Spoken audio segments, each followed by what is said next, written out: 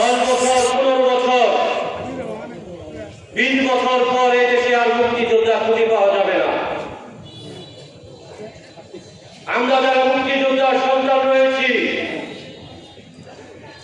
আমরা যারা মুক্তিযোদ্ধার আগামী প্রজন্ম রয়েছি, আপনারা কি একটু ভেবে দেখেছেন আমাদের বাংলাদেশে বেঁচে থাকার জন্য কতটা নিরাপদ করে রেখে গেলেন? অনেক মুক্তিযোদ্ধার সন্তান রয়েছে,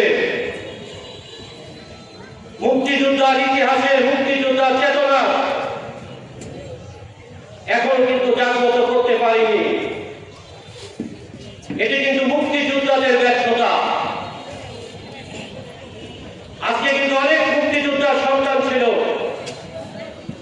এই মুক্তিযোদ্ধার সন্তানরা কিন্তু আজকের এই কালিয়া বাহিনীর সমাবেশে আসার কথা ছিল। অনেক মুক্তিযোদ্ধারা রয়েছেন, অনেকেই দ্বিধাদ্বন্দ্বের মধ্যে থাকেন। আপনি আওয়ামী লীগ করতে পারেন, আপনি বিএনপি করতে পারেন, কিন্তু মুক্তিযোদ্ধাদের কোনো দল থাকার কথা নয়। আজকে স্বাধীনতা 54 বছর পর আপনারা কি দেখতে পান? মুক্তিযোদ্ধাদের লাঞ্ছিত করা হয়, মুক্তিযোদ্ধাদের জুতার মালা পরানো হয়, 54 বছর পর মুক্তিযোদ্ধাদের মাথায় পেশাব করানো হয়। এই জন্য কি আপনারা যুদ্ধ করেছিলেন? আজকে যদি বঙ্গবীরের নির্দেশে কাদিরিয়া বাহিনীর মুক্তিযোদ্ধা, সমস্ত মুক্তিযোদ্ধা যদি একত্র না হতে পারে, তাহলে ভবিষ্যতে কিন্তু আমাদের জন্য খুব সমস্যা রয়েছে। বসুন্ধরা টিস্যু, অশুদ্ধতার বিরুদ্ধে এক বিন্দুও ছাড় নয়। 11 আগস্ট বহরমপুর মাটিকাটাতে একটি মুক্তিযোদ্ধা সংগঠিত হয়েছিল। সেখানে পাকিস্তানি 2টি অস্ত্রবোঝাই জাহাজ কিন্তু ধ্বংস করেছিল। এই বহরমপুরে তারা কিন্তু সাহসী মুক্তিযোদ্ধারা কিন্তু সাহসিকতা দেখিয়েছে। আপনারা কিন্তু অস্ত্র জমা দিয়েছেন, ট্রেনিং কিন্তু জমা দেন নাই, নাকি ট্রেনিংও জমা দিয়েছেন? আজকে যে পরিমাণ লাঞ্ছিত করা হয়, আজকে মুক্তিযোদ্ধাদের যে পরিমাণ অসম্মান করা হয়, বঙ্গবীর নির্দেশ দিলে আপনারা কি প্রস্তুত রয়েছেন? আবার অস্ত্র হাতে নেওয়ার জন্য প্রস্তুত রয়েছেন?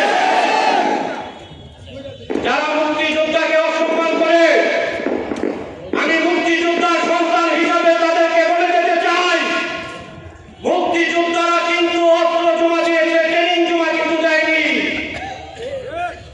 আপনাদের কত বড় হিম্মত! আপনারা মুক্তিযোদ্ধাদেরকে অসম্মান করেন। আর একটি মুক্তিযোদ্ধাদের যদি অসম্মান করা হয়, আর একটা মুক্তিযোদ্ধাকে যদি লাঞ্ছিত করা হয়, তাহলে কিন্তু আমরা পুরো বাংলাদেশকে ওই ঢাকা-টাঙ্গাইল মহাসড়কে অবরোধ করে বিচ্ছিন্ন করে দেব। পারবেন না না দিলে?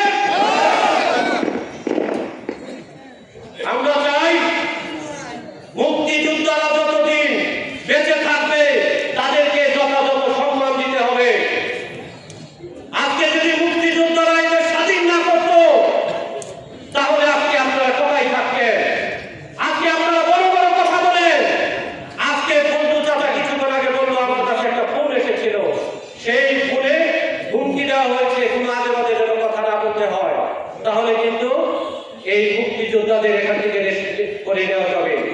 যদি হিম্মত থাকে আসেন, কত বড় বাপের বেটা আছেন, কত বড় বাপের বেটা আছেন, আপনাদের কত বড় সরকারি, কত বড় প্রশাসনের ব্যক্তি রয়েছেন, আপনারা আসেন। এখন আপনারা দ্বিধাদ্বন্দ্বের মধ্যে থাকবেন না। অনেক কিন্তু সময় শেষ হয়ে গেছে। এই শেষ সময়ে বঙ্গবীর কাদের সিদ্দিক বিরুদ্ধ যেভাবে 71 মুক্তিযোদ্ধা ডাক দিয়েছিল, সেইভাবে আরেকটি যুদ্ধ করতে হবে। এবারে